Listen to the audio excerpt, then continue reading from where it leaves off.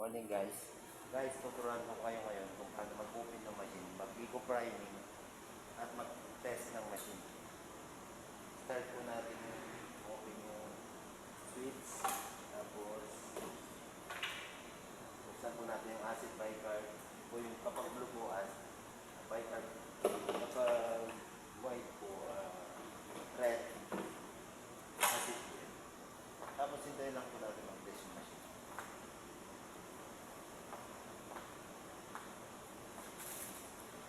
Sabi na po natin yung training message natin.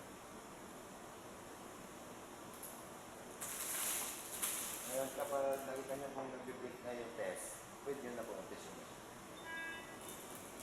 Kapag test vibration 00, Taiwan 1.8, nag-test na.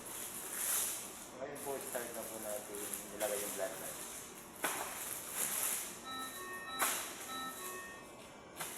Depende po sa inyo kung anong maunang mas mabilis kayo.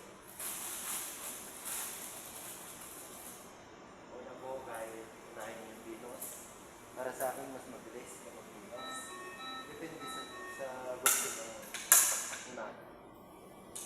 Tapos sabi ko lang po Venus line. Tapos sabi nyo po sa taas.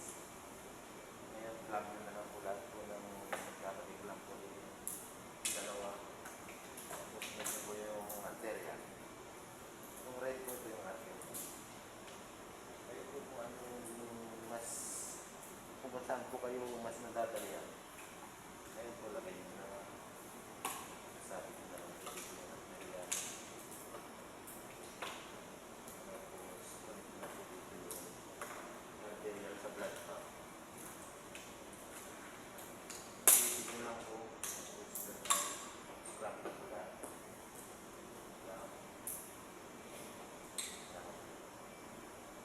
Tapos ito Venus sa arterial pagdugtongin mo. Kung lagay niyo po yung connector. Tapos yung NSS line po natin.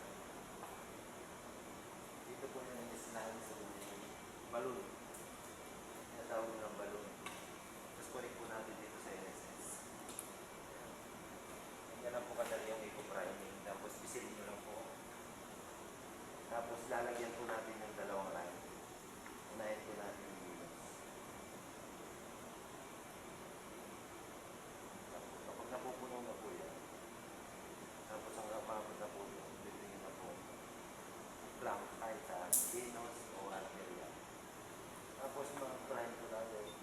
Yung prime, tapos taas nyo kahit 150 to 200 sa eco prime.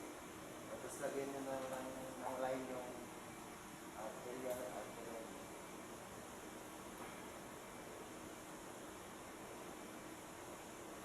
Ayan. Kapag napuno na po, stop na rin. Ayan. Tapos hindi na lang po natin mag-brush yung machine. Tapos connect na po natin yung direct. Ganun lang po kabilis yung eco prime.